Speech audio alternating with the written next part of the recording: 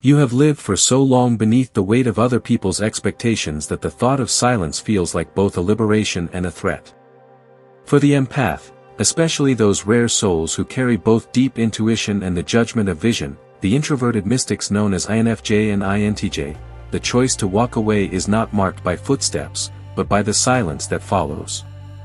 That silence is not empty, it is thunder in disguise, a roar echoing from the unconscious, louder than any defense you might have spoken. To truly understand this act, we must look deeper than personality types and into the archetypal theater of the psyche. When the emperor withdraws, it is no longer just a private choice, it becomes a mythic movement.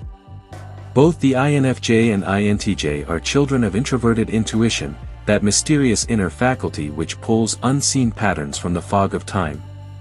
It is both gift and burden, for to see what others refuse to see often casts one into solitude.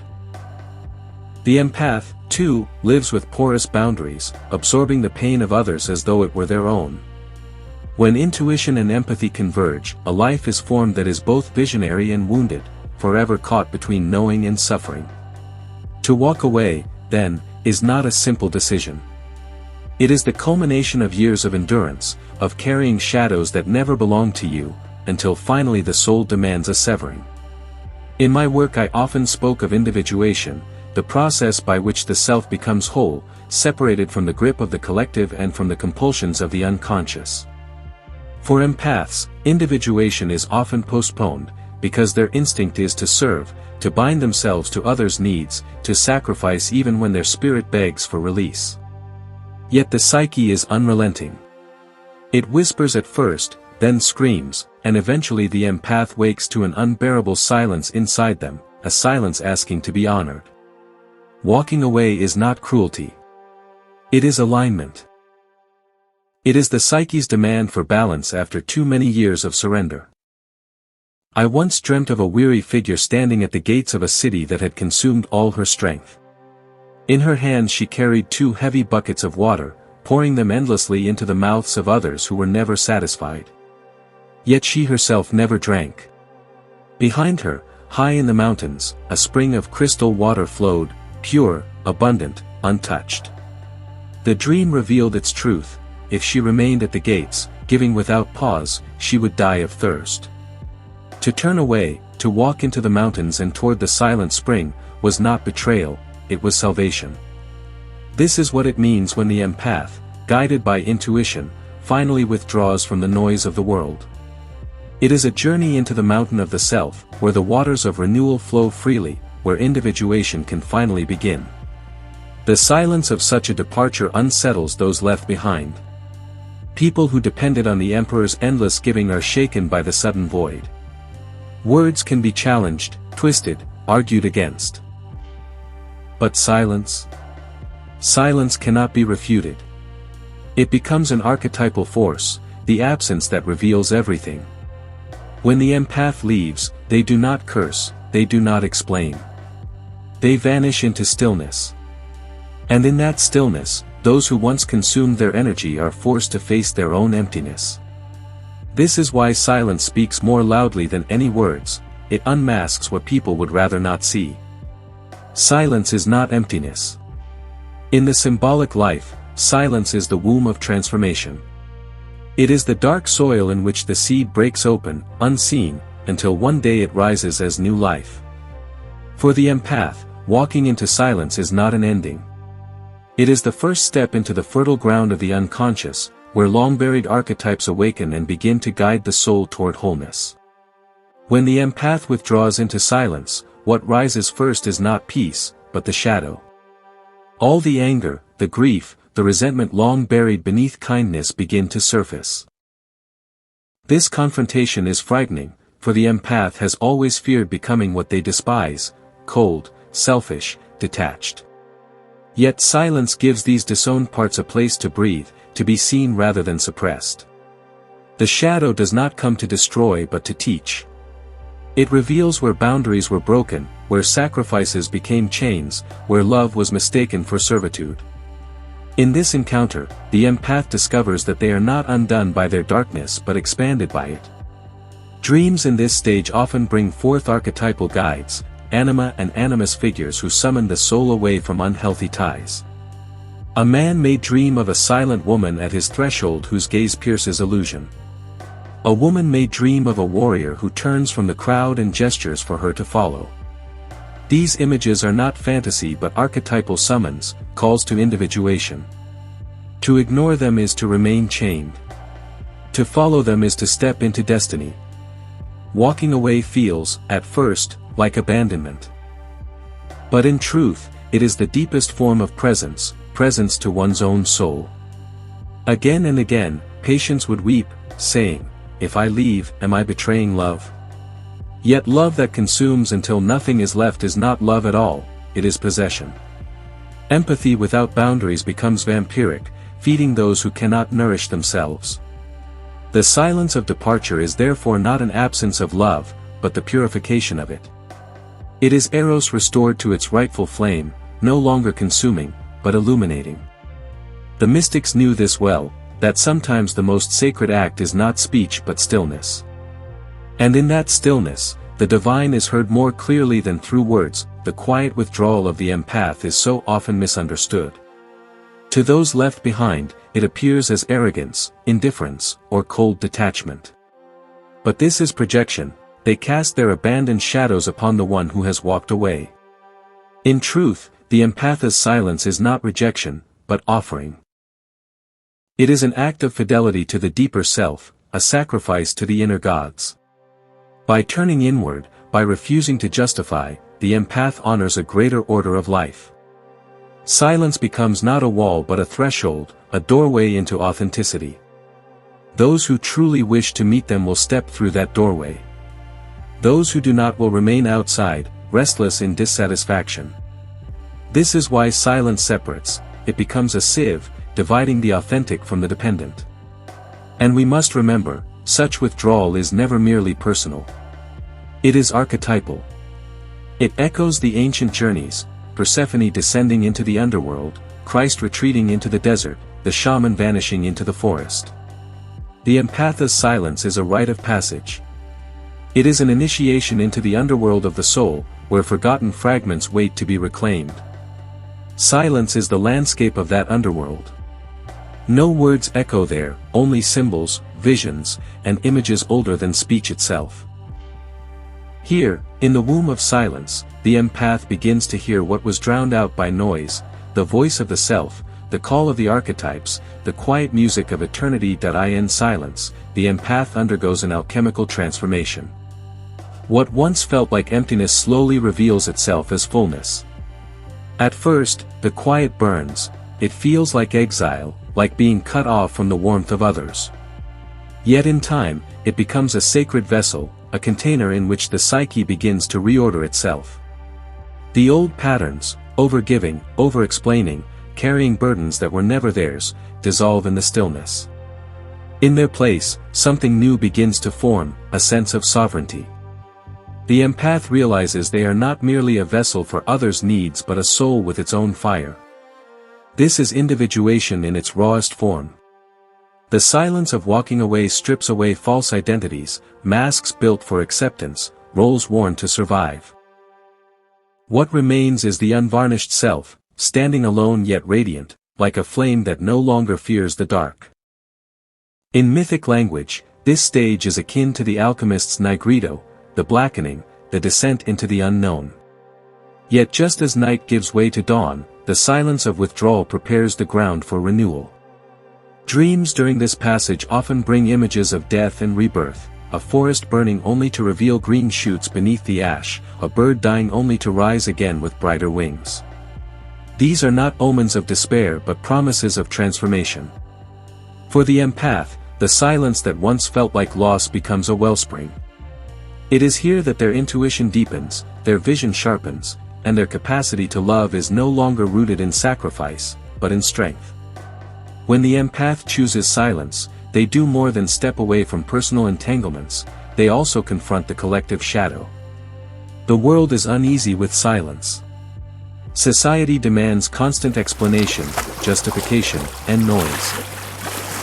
To walk away without words threatens the order of things, because silence exposes what chatter tries to conceal. Those who depended on the empath's endless giving now feel the absence like a mirror. Their emptiness is reflected back to them, and this can provoke anger, blame, even hostility. They may accuse the empath of cruelty, selfishness, or betrayal. Yet these accusations are not truth, they are projections, attempts to escape the discomfort of facing themselves. The empath's silence, then, is not just personal healing, it is archetypal resistance.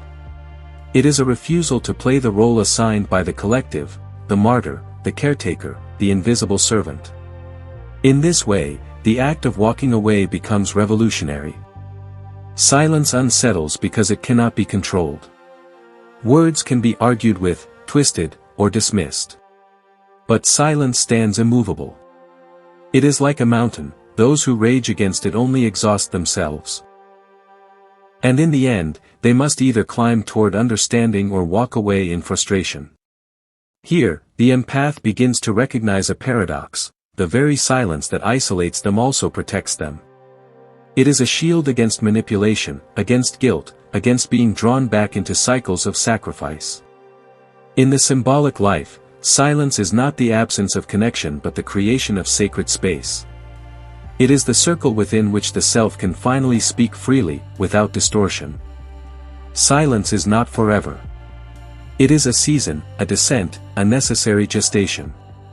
When its work is complete, something remarkable occurs: the voice returns, but transformed.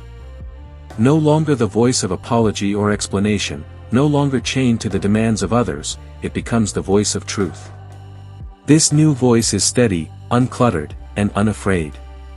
It does not plead for understanding, it simply speaks what is. The empath, once drained by overgiving, now speaks from a place of inner fullness. Words are no longer scattered like offerings to appease others, they emerge like clear water from a deep spring. This is the archetypal pattern of death and resurrection. Silence was the tomb, but also the womb. Out of the darkness, the empath's authentic voice is born. And this voice carries weight, not because it shouts, but because it resonates with the authority of lived transformation. Those who hear it may be unsettled. Some will resist, preferring the old roles where the empath served without boundary. Others will be drawn closer, sensing the rare power of a soul who has walked through silence and returned whole. The empath realizes then that silence was never abandonment, it was preparation. The retreat into stillness was not a turning away from love, but a rerouting of love in the soil of truth. In myth, this moment is the return from the underworld. Like Persephone rising with seeds of wisdom, like the prophet returning from the desert, the empath re-enters the world not as who they were, but as who they have become. Their silence has given birth to speech that cannot be corrupted. It is not reactive, not defensive, but creative. It is the word aligned with the self. In its deepest mystery, silence is not isolation but communion. When the empath withdraws from the noise of the world, they begin to hear a subtler music, the whisper of the self, the murmur of the eternal. What seemed like emptiness becomes a sanctuary where the divine reveals itself. Mystics across cultures understood this. The Desert Fathers, the Sufi dervishes, the Buddhist monks, all stepped into silence not to escape life, but to touch its innermost essence. For it is in silence that the archetypes speak, the gods return, and the soul remembers its origin. The empath who has walked away finds themselves here too, not by doctrine but by necessity.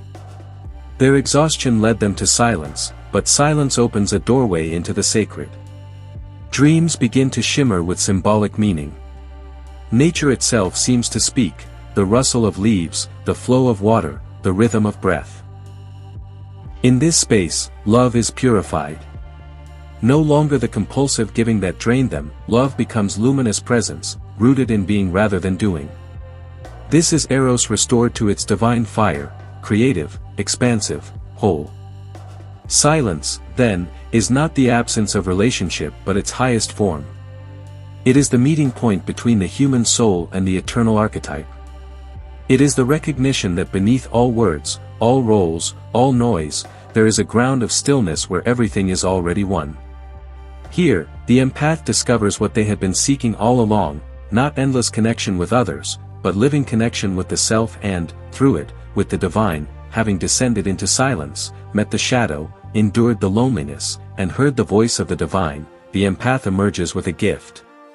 It is not the same soft compliance the world once demanded of them, but something far rarer, presence without possession, love without depletion, speech rooted in truth.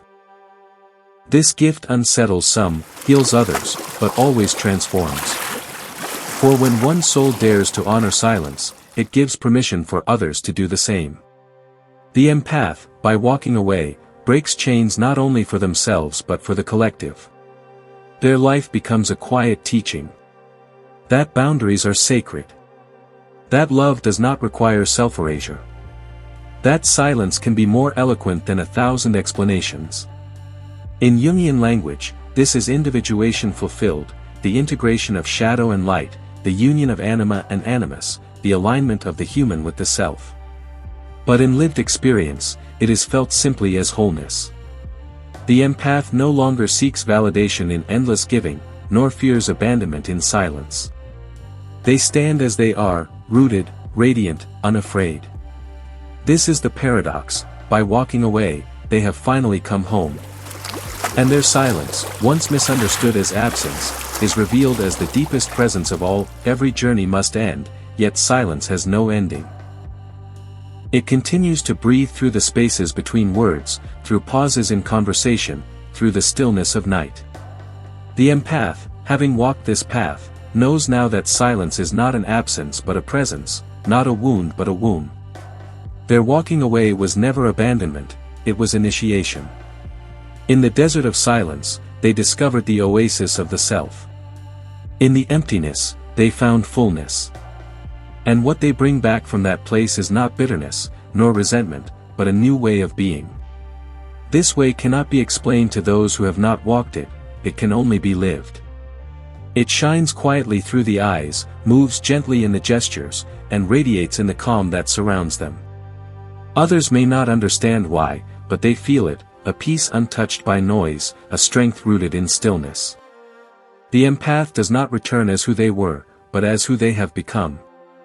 Their silence is now an echo of eternity, a reminder that beneath all storms there is a sky that does not move. And so the story ends, not with words, but with silence. The same silence that birthed it. The same silence that carries it forward. The same silence that waits for all of us. When at last we turn inward and listen,